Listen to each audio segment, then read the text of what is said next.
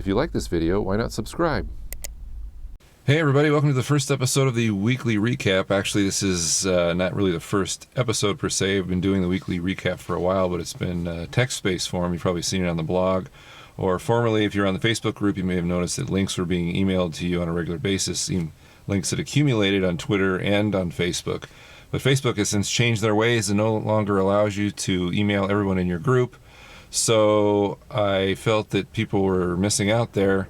So you can only get the links on my blog, or you could just be on Facebook a lot. But the YouTube audience wasn't getting the links at all. And so for those people who are following strictly on YouTube, I wanted to do some kind of recap video of the week's previous links and emails and comments and things that I received to help them benefit also. Now you may wonder why I'm in my car.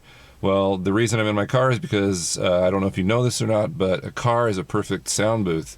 If you notice, you just look around your car, there's no regular parallel anything. So it's a perfect sound catcher. Sound reflects off of all these angles. It goes into the seats. It bounces back and forth, but never really reflects. So if you ever need to do ADR, any kind of sound work or voiceover work, a car is a great portable sound booth. So I thought, what a perfect place to do this show. It's kind of a quick and dirty show. And it also kind of doubles as a roving movie studio, sort of, but not really. But it works for this, I hope. Anyway, so that's kind of what I'm doing. And please feel free to comment on whether you like this or not. But let's get down to it. I'll tell you what's been going on this past week. As far as the links go, the first one is from the Frugal Filmmaker blog, and that's a blog article I wrote called "What Does an Internet Film Look Like? Part 2." And if you follow the blog at all, you know that I'm kind of been theorizing on specifics on what makes the perfect internet movie. And there's some good things in there. Essentially, what I'm kind of theorizing is that because the screen is smaller, whether you're watching on a computer screen or a reduced YouTube window or a smartphone, is that because the screen, the viewing surface is smaller than a TV or a movie screen, to shoot tighter, to make your shots closer. And this is something I'm actually developing in grad school as kind of a directed study. So I'll definitely be sharing everything that I learn. I'll be making some movies that are based specifically on these ideas. So that's what that is. It's worth checking out, maybe. Another link we had was some DSLR lighting techniques from Eve Hazelton. She's actually working on a larger web series and has been kind of putting these things out, I think, to kind of spark interest on Kickstarter. And it's basically two-point lighting. She talks about how to use a soft light to light your subject in an interview situation, and also a backlight, and then throwing a light on the background. It's definitely worth checking out for a good lighting primer. The next thing is Indy Kingston's slider dolly, and he actually took my trolley dolly idea and refined it, and it's just kind of in its inception right now, infant stage, but it looks pretty cool. He's actually taken the slider and kind of made it slide inside the rails instead of on top like I had. But there's a kind of a sample video of what he's working on, and we're checking out. The next thing is from Shane Hurlbut. He's a professional cinematographer. He posted a great thing on his blog called "Lighting with Home Depot Lights Part 2." Which just has some great techniques, and although Dave Knopp of Knopptop fame pointed out that he's also using a lot of expensive C-stands and other gear, but the basic lighting, there's some good ideas in there. While they might not all be frugal ideas, there's some things we can all learn. So those were our links for this week. Next up, I got an email from Rastko Pikar from Slovenia, if you can believe it or not. We have a Slovenian viewer. And he had a question about the XLR box that I have been using. And you've probably seen it. I think he saw it on my PVC stabilizer rig video, wondered what it was. And he says, is it a big difference in the sound when you're recording through the XLR adapter or through the jack camera input? Is it worth to spend 100 to 200 euros for such an adapter, or just buy a better jack microphone? Could you give me some basic info about your adapter and send me some links? Now, in the past, it used to be these XLR boxes that you've probably seen me use were awesome because all the cameras at that time would output 3 volts from the mic jack. So if you're using a microphone that needed power to power itself, that wasn't battery powered, it could suck it from that jack. However, if you were trying to use like an XLR mic or something, that voltage would cause noise. So these adapters were great at blocking that voltage. But nowadays, it almost seems like no camera outputs anything through the mic input anymore. At least mine doesn't. I have a Canon HFS 100, and it doesn't output any voltage. So you get away with a simple adapter, like an $8 adapter. The links are below in the description.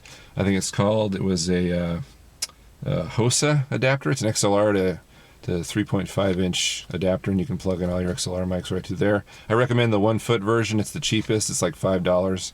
And also, you want a longer run of any length of XLR run is fine, but you want as short as you can going from the XLR adapter to the camera to avoid any noise interference. So if you want to use XLR mics, that's the way to go. I highly recommend them. XLR mics are always better. They're balanced. They eliminate noise way better than your unbalanced kind of cheap microphones, even though I use both.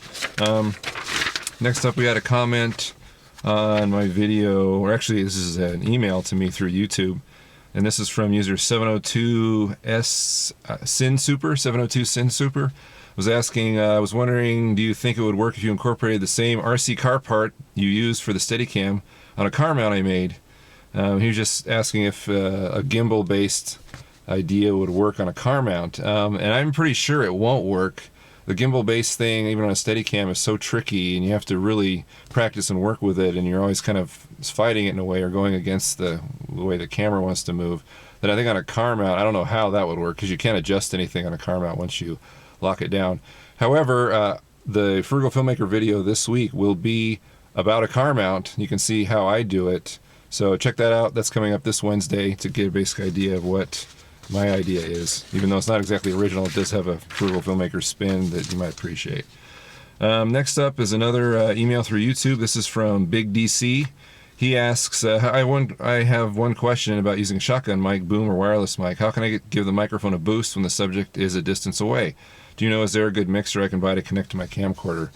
Now, if you have a microphone, obviously the best audio you're going to get is closer to the subject. So you can get signal boosters, but it's not going to give you better audio. It's just going to give you more noise. So I recommend, however you can do it, get your microphone closer to your subject's mouth.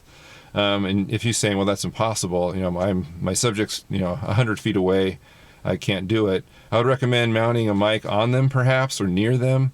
So if the camera is far away, you can either use a wireless mic to receive the signal, or another inexpensive way is you can mount a cheap lav mic on them and then run it into a digital audio recorder like the Zoom H1 or the Tascam DR05. Mount it on the talent, and then you can just get the audio that way. You can be as far away as you want and you'll still get good sound. Of course, you can't really monitor it, so you don't know if the mic's rubbing or anything, but that's what I would recommend. The cheapest mic closer to your subject's mouth is way better than the most expensive mic in the world that's far away. Your sound will always be better the closer you are to the subject.